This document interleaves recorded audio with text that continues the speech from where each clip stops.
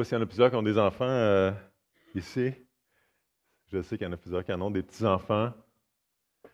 Quand nos enfants viennent au monde, on attend l'heureux moment où est-ce qu'ils vont faire leur nuit.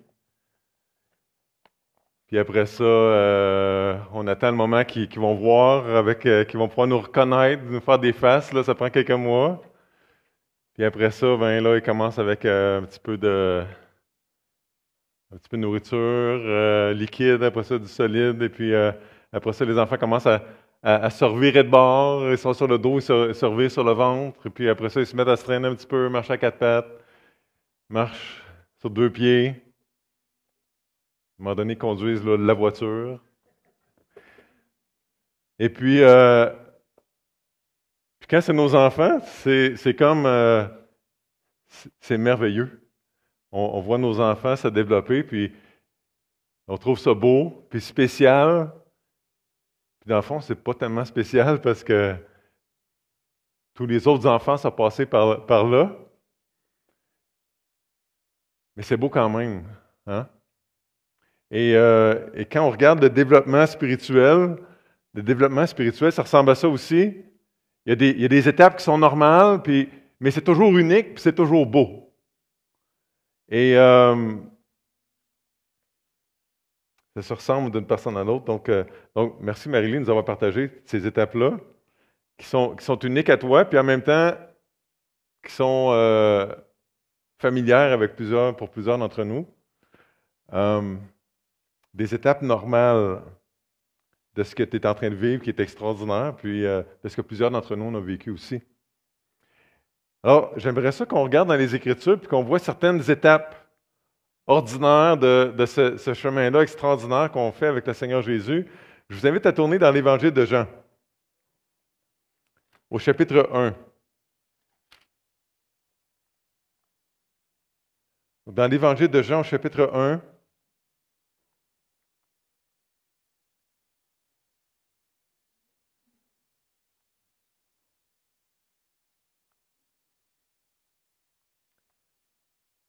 et avant qu'on lise dans l'Évangile de Jean, j'aimerais ça qu'on prie ensemble. Papa du ciel, on ouvre les Écritures parce qu'on croit que c'est ta parole. Alors, puisque c'est ta parole, veux-tu parler à nos cœurs ce matin? Veux-tu, Seigneur, nous aider à réaliser ce matin que tu es là, que tu existes, que tu es présent,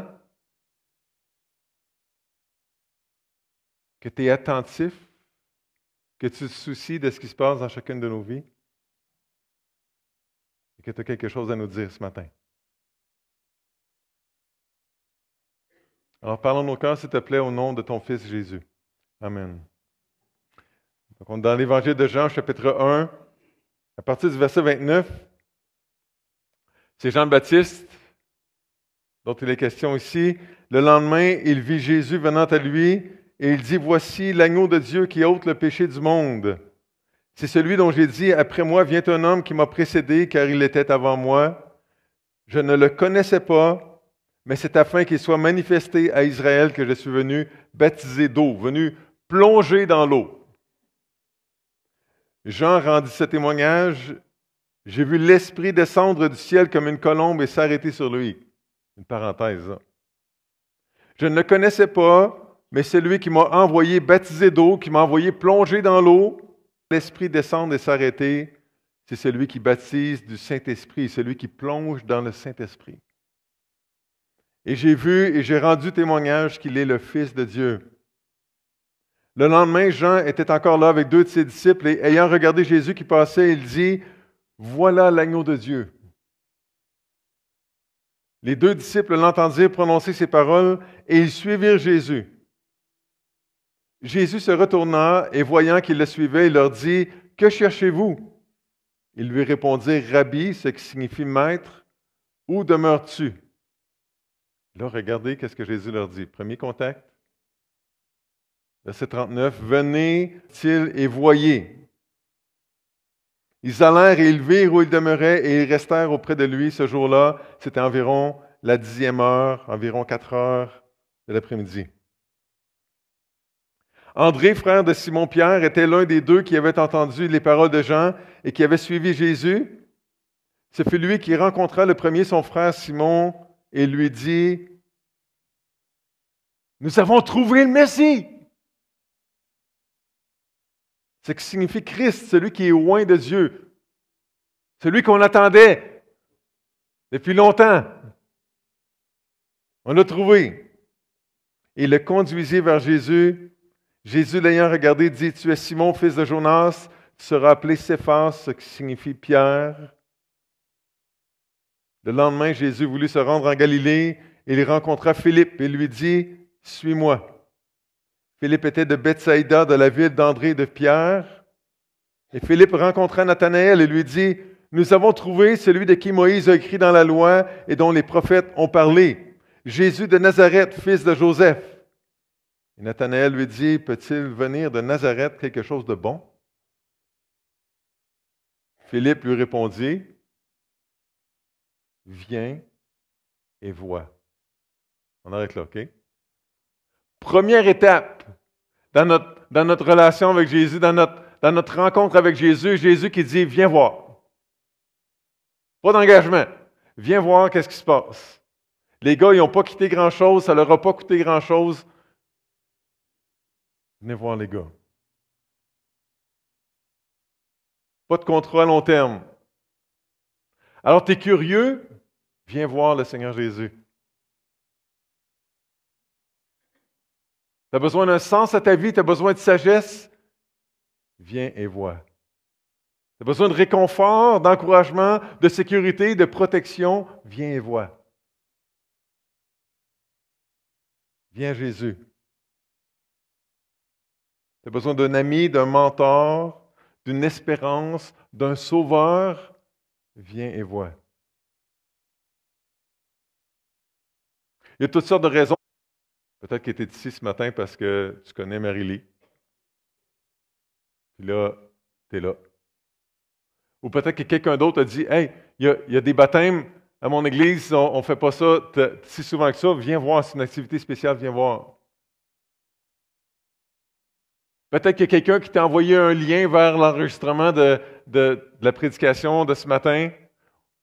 Peut-être que tu ne cherchais pas ça, qu'il y a quelqu'un qui pensait que tu devrais l'écouter. Peut-être que là, tu découvres ça et tu te dis, je ne sais pas trop quoi faire avec ça. Peut-être que tu cherchais quelque chose puis que tu es arrivé volontairement en cherchant sur la prédication. Toutes sortes de raisons de venir au Seigneur Jésus. Avoir ce premier contact-là. Et quand on s'approche du Seigneur Jésus pour voir, on voit toutes sortes de choses. On voit toutes sortes de choses. Ceux qui se sont approchés de Jésus, ils ont vu des choses que Jésus a faites, puis ils ont vu des miracles. Regardez dans le chapitre suivant. Jean 2 au verset 1. 3 jours après, il y eut des noces à Cana en Galilée. La mère de Jésus était là et Jésus fut aussi invité aux noces avec ses disciples. Hey, c'est comme ça dans ces cultures-là. Là. Tu n'as pas besoin d'en faire part pour aller aux noces. Là, c'est ouvert à plusieurs personnes. Donc Jésus et les quelques disciples qui le suivaient se présentent aux noces. Et là, vous connaissez l'histoire, Jésus change l'eau en vin. Et là, au verset 11, « Tel fut à Cana, en Galilée, le premier des miracles que fit Jésus. Il manifesta sa gloire et ses disciples crurent en lui. » Après cela, il descendit à Capernaum avec sa mère, ses frères et ses disciples, et ils n'y demeurèrent que peu de jours. Ils ont vu des choses qui les dépassaient, des choses glorieuses, qui suscitaient toutes sortes de questions. Après ça, ils ont accompagné Jésus au temple, au verset 13. Puis là, ils ont vu Jésus vraiment sous une autre facette, là. Regardez ça au verset 13. La Pâque des Juifs était proche et Jésus monta à Jérusalem. Il trouva dans le temple les vendeurs de bœufs, de brebis et de pigeons et les changeurs assis. Ayant fait un fouet avec des cordes, il les chassa tous du temple, ainsi que les brebis et les bœufs. Il dispersa la monnaie des changeurs, renversa les tables et il dit aux vendeurs de pigeons, « Ôtez cela d'ici, ne faites pas de la maison de mon Père une maison de trafic. » Et ses disciples se souvinrent qu'il est écrit, « Le zèle de ta maison me dévore. » Premier contact avec Jésus, il vire tout à l'envers. Un zèle pour la maison de Dieu. Et là, ils ont entendu Jésus dire des choses qu'ils ne comprenaient pas, qu'ils n'ont pas compris tout de suite, qu'ils allaient comprendre plus tard, qu'ils allaient croire plus tard. Verset 18, les Juifs prenant la parole lui dirent, « Quel miracle nous montres-tu pour agir de la sorte? » Et Jésus leur répondit, « Détruisez ce temple et en 3 jours je le relèverai. » Les Juifs dirent, « Il a fallu 46 ans pour bâtir ce temple. Et toi, en 3 jours, tu le relèveras. » Mais il parlait du temple de son corps. C'est pourquoi, lorsqu'il fut ressuscité des morts, ses disciples se souvinrent qu'il avait dit cela et ils crurent à l'Écriture et à la parole que Jésus avait dite.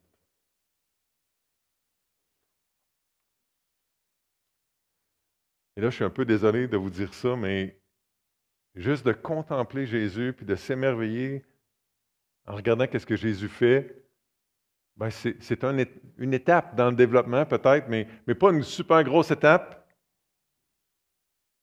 Regardez au verset 23. « Pendant que Jésus était à Jérusalem, à la fête de Pâques, plusieurs crurent en son nom, voyant les miracles qu'il faisait. Mais Jésus ne se fiait point à eux, parce qu'il les connaissait tous, et parce qu'il n'avait pas besoin qu'on lui rende témoignage d'aucun homme, car il savait lui-même ce qui était dans l'homme. » Les gens disaient, croyez en Jésus, mais c'était peut-être l'équivalent des prières que Marie-Lie répétait là. Peut-être. C'est juste comme une connaissance très superficielle de Jésus qui ne changeait pas grand-chose. Et Jésus, eux autres, même s'ils disaient, oui, oui, je crois en Jésus, c'était pas super profond, puis Jésus savait quel genre de foi c'était. Une foi qui ne change pas grand-chose. Donc, Marie-Lie est née dans un contexte, comme plusieurs autres ici, dans un contexte parce qu'elle n'a pas choisi de venir voir. Ça faisait, t'embarques dans le char puis tu s'en vas à l'église. Ça ne lui a pas demandé beaucoup.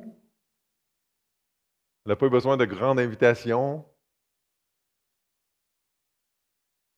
Elle était là puis elle voyait. Elle observait des choses. Dans l'église. Dans sa famille. Elle a vu des choses spéciales se passer. Des choses qui, sans doute, l'ont impressionné. Comme nous autres, on voit des choses et on se dit « Wow! » Hein? Des fois, on retourne à la maison ou on entend des choses, on se dit « Wow! » On voit la main de Dieu.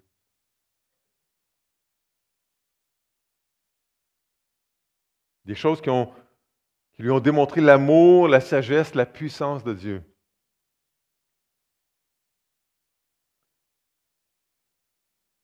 Je n'ai pas demandé, mais probablement qu'elle a vu des choses aussi qui étaient décevantes, qui lui prouvaient que les êtres humains avaient besoin de la grâce de Dieu, de la patience de Dieu. Probablement qu'elle a entendu des choses qu'elle n'a pas comprises tout de suite. Elle non plus, comme les disciples de Jésus, mais qu'elle a comprises, qu'elle a cru plus tard. Viens et vois. C'est une bonne première étape. On n'arrête pas là. C'est comme si le film commence, le lion rugit, on ferme tout ça, on s'en va.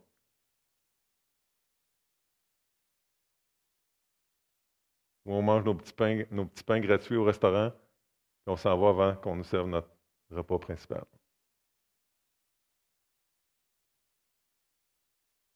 Ce qu'on comprend, c'est que les disciples qui ont suivi Jésus ici, ils sont retournés à leurs affaires. Il fallait bien qu'ils travaillent, il fallait bien qu'ils s'occupent de leur famille. La routine continuait. La vie normale. Mais pendant ce temps-là, ils pensaient au Seigneur Jésus, puis à ce qu'ils avaient vu, à ce qu'ils avaient entendu. Pas 24 heures sur 24. Mais peut-être que oui. On ne sait pas. Jusqu'au moment où ils ont rencontré Jésus une autre fois. Et là, si vous voulez reculer dans Marc 1.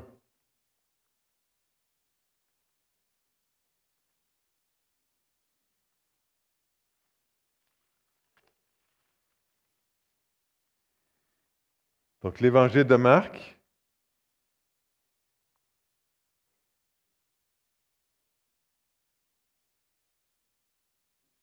Au verset 14. Donc, Marc va droit au but. Il écrit ça, c'est ce qu'il a à dire de façon très concise, presque un résumé. Marc 1, verset 14. Après que Jean eut été livré, Jésus alla dans la Galilée, prêchant l'Évangile de Dieu, la bonne nouvelle de Dieu. Il disait, le temps est accompli et le royaume de Dieu est proche. Repentez-vous et croyez à la bonne nouvelle. Comme il passait le long de la mer de Galilée, il vit Simon et André, frères de Simon, qui jetaient un filet dans la mer car ils étaient pêcheurs. Jésus leur dit, pas, les gars, venez voir. Il dit, suivez-moi et je vous ferai pêcheurs d'hommes. Aussitôt, ils laissèrent leur filet et le suivirent. Étant allé un peu plus loin, il vit Jacques, fils de Zébédée, et Jean, son frère, qui eux aussi étaient dans une barque et réparaient les filets. Aussitôt, il les appela et laissant leur père Zébédée dans la barque avec les ouvriers, ils le suivirent. Deuxième étape, dans notre marche avec le Seigneur Jésus, dans notre développement, viens et suis-moi. Là, on ne parle pas juste d'être spectateur, puis de regarder qu'est-ce qui se passe, puis de réfléchir. Là, on parle de faire des sacrifices, d'abandonner nos filets, de changer de vie, là. Les 4 gars, des pêcheurs professionnels qui laissent leurs agrès de pêche, qui laissent leur famille, l'entreprise familiale, pour suivre Jésus. Mais ils avaient vu Jésus. Ils avaient réfléchi. Luc dit que dans cette même fois-là, Jésus les avait amenés à la pêche. Puis il avait fait toute une pêche. Les gars avaient pêché toute la nuit. Quand il fait frais, le poisson monte à la surface, puis ça ne mordait pas. Puis le jour, Jésus dit, lancez vos filets. Puis le jour, il fait chaud. Les poissons sont dans le fond. Tu ne pognes pas des poissons au filet le jour. Puis ils ont fait la pêche de leur vie. Les filets craquaient, débordaient. Ils ne fournissaient pas. Ils n'ont pas réussi à tout sortir ça de l'eau. Et Jésus dit, OK, les gars, suivez-moi. Suivez-moi.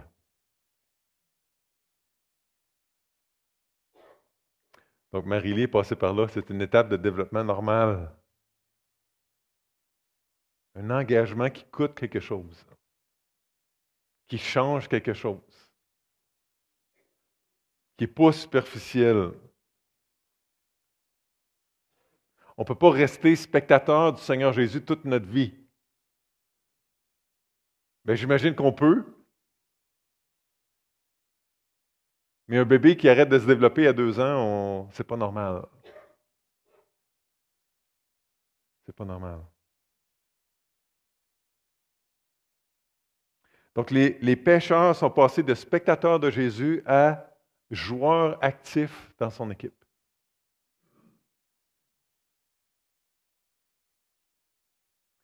Alors, peut-être que l'invitation « Viens et suis-moi » que le Seigneur Jésus lance, peut-être qu'elle est pour toi ce matin. Peut-être que ça fait longtemps que tu es à l'étape de viens et vois, tu observes des choses. Tu enregistres. Tu réfléchis. Tu sais plein de choses sur le Seigneur Jésus. Tu pourrais expliquer l'Évangile à quelqu'un. Mais tu es spectateur. Peut-être même que tu parles régulièrement à Jésus, comme on a entendu. Puis ça ne change rien dans ta vie parce que il y a un pas à faire là.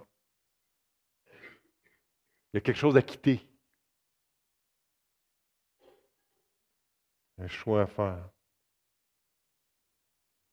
Peut-être que Jésus ce matin dit, toi, suis-moi. Laisse ton confort.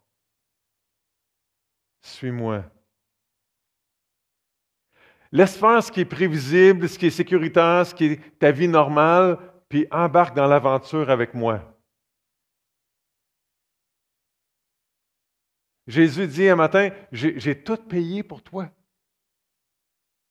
Si ce n'est pas clair, Jésus a vécu la vie parfaite que nous autres, on ne pouvait pas vivre pour aller mourir sur une croix. À notre place, on méritait la mort à cause de notre péché. Et là, Jésus est ressuscité. Puis il donne la vie à ceux qui placent leur confiance en lui. Ceux qui disent, c'est moi qui mérite de mourir à cause de mes péchés, je comprends ça. Je crois que Jésus est mort à ma place, puis je veux avoir le pardon de mes péchés, puis la vie éternelle, c'est possible. Parce que Jésus a payé le prix parfaitement. Alors Jésus dit, moi j'ai tout payé pour toi. Embarque, viens payer un petit prix pour me suivre. Un petit prix comparativement au prix que Jésus a payé. Lâche tes filets et tes poissons. Ou lâche ce à quoi tu t'accroches. Puis suis-moi. Viens vivre quelque chose de nouveau avec moi, dit Jésus ce matin. Et quand on s'engage à suivre Jésus, il y a un rituel qui est là. Ça n'a rien à voir avec les initiations des équipes de hockey dont on entend parler, là. C'est quelque chose de beau. Quelque chose de glorieux. Avec Jésus, c'est la douceur. C'est l'amour. Quand on accepte de passer de spectateur à joueur dans l'équipe de Jésus, le rituel, c'est le baptême. Tournez avec moi dans Matthieu 28, mais en fait, on est déjà là, probablement, vous aussi, là. C'est juste la page d'à côté, dans ma Bible en tout cas. Matthieu 28.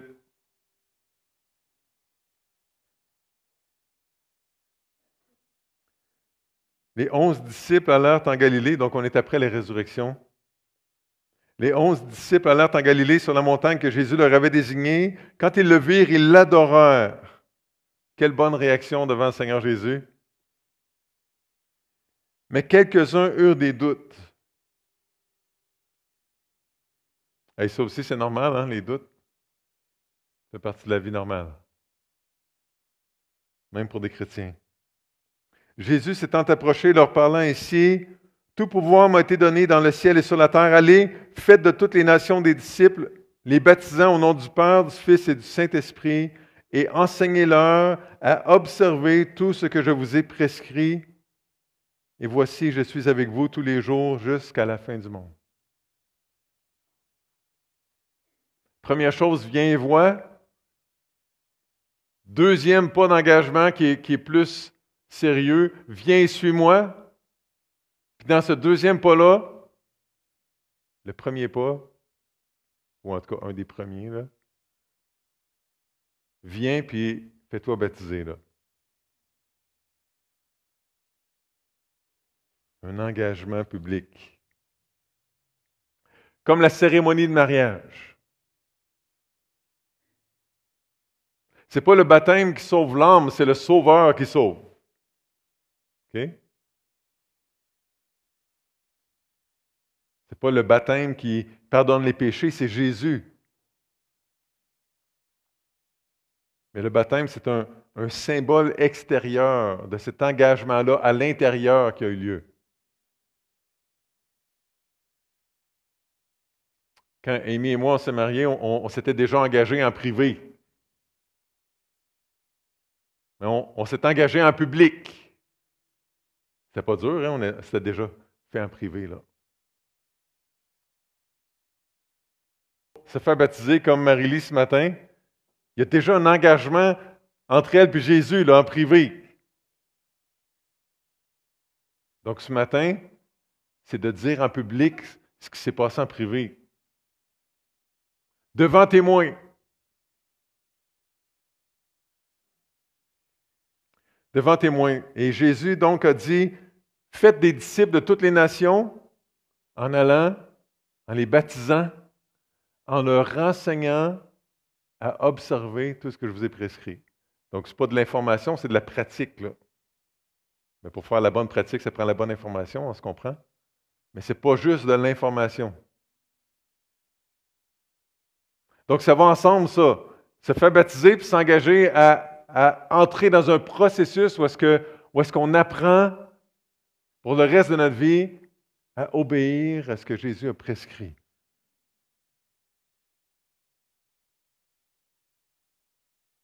Donc, on fait ça devant témoins. Et ça, c'est votre rôle d'être des témoins. Mais c'est votre rôle aussi d'être des modèles pour Marie-Lie. C'est votre rôle de l'aider à obéir à ce que Jésus a prescrit. De l'aider dans la pratique. Comment est-ce qu'on vit ça?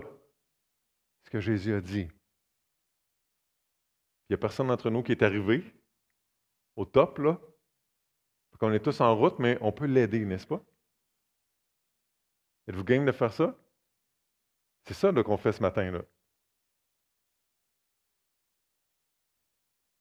Donc, des témoins, des modèles, des conseillers, des coachs de vie, pour prendre l'expression à la mode, qui vont l'aider. OK, donc, en conclusion, si tu es curieux au sujet de Jésus, au sujet de la vie spirituelle, au sujet de la Bible, viens et vois. Reviens et revois. Observe.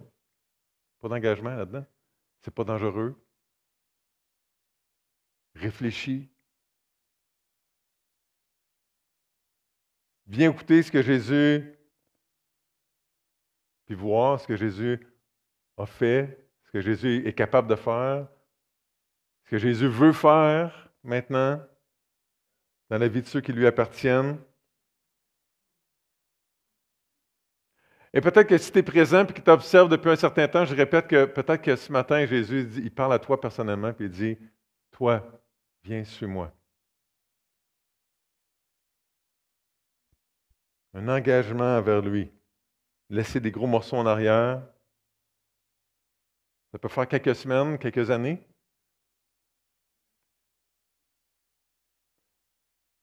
S'asseoir dans une église semaine après semaine, ça ne fait pas de nous des chrétiens. Ça peut nous faire en sorte qu'on se sent bien. Ça peut nous donner certains principes de vie, mais ça ne change pas le fin fond de notre cœur. Ça, c'est une relation personnelle avec Jésus qui donne ça. Ça ne change pas l'éternité de venir s'asseoir dans une église le dimanche matin. Là. Mais une relation avec Jésus, ça change l'éternité, oui. Alors, reconnais que ton péché te sépare du Dieu saint. Repens-toi et crois la bonne nouvelle, comme Jésus l'a dit au début de sa vie publique. Se repentir, ça veut dire de changer de direction, là.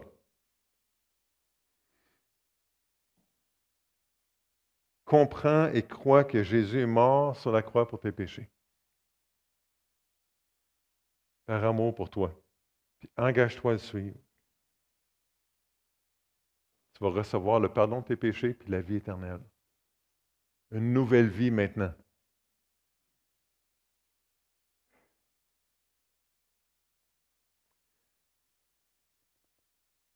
Et là, j'ai jamais fait ça, OK?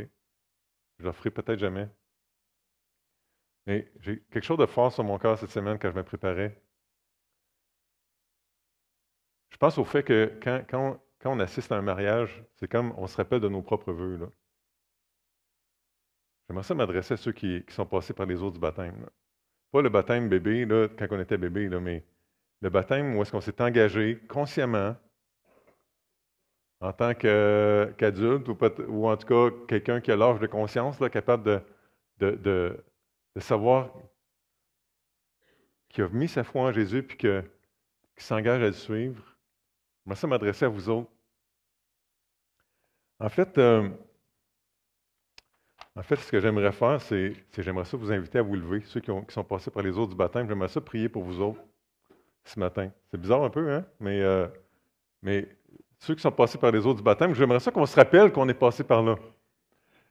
Il y en a pas mal, là. J'aimerais ça qu'on se rappelle qu'un jour, on s'est engagé intimement dans notre relation avec le Seigneur Jésus, puis qu'un jour, on l'a dit publiquement. Je pointe ici, mais ce n'était pas nécessairement ici.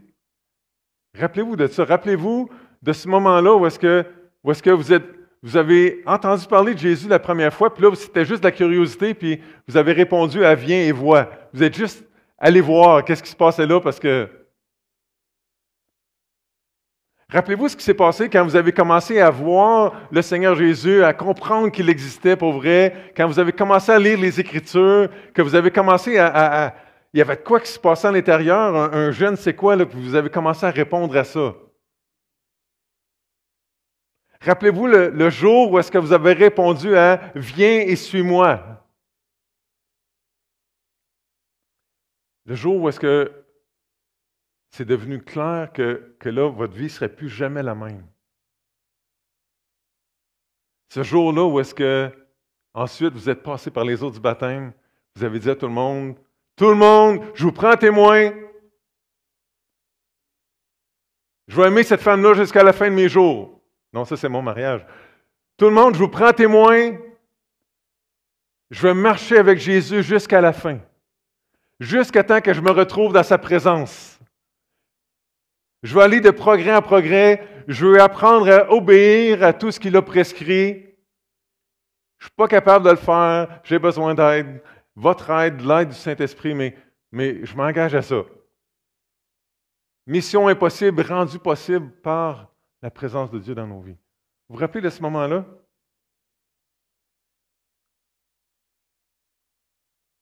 Alors, on va prier ensemble maintenant. Je vais prier pour vous autres, OK?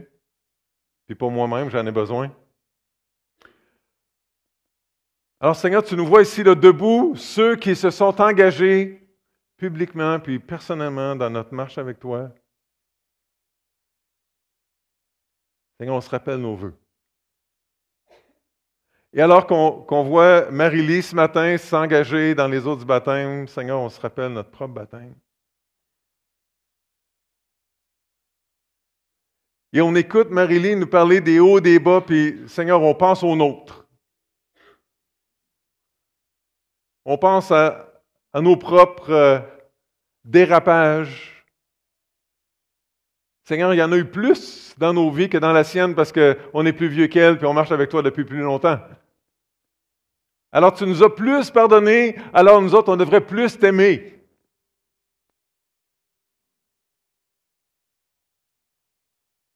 Alors Seigneur, veux-tu, s'il te plaît, protéger chacun de tes enfants, nous rappeler cet engagement-là extraordinaire à vivre une vie d'aventure avec toi, une vie d'équipe avec toi. Seigneur, on ne s'est pas engagé à être des spectateurs, on n'a pas besoin de s'engager pour ça. On s'est engagé à être dans l'action avec toi, les uns avec les autres. Seigneur, veux-tu faire ça dans nos vies? On en veut plus. On te voit agir. On te voit nous transformer, nous aider à ressembler à Christ. On en veut plus, Seigneur. Je te prie particulièrement pour ceux qui passent un bout difficile maintenant dans leur vie, dans leur marche avec toi. Seigneur, veux-tu prendre soin d'eux? Veux-tu les relever, les fortifier? Veux-tu nous utiliser pour les relever et marcher avec eux? Et Seigneur, pour ceux qui sont ici, qui n'ont pas goûté à cet engagement-là, qui n'ont jamais encore répondu à cette invitation-là, viens, suis-moi. Seigneur, veux-tu parler à leur cœur?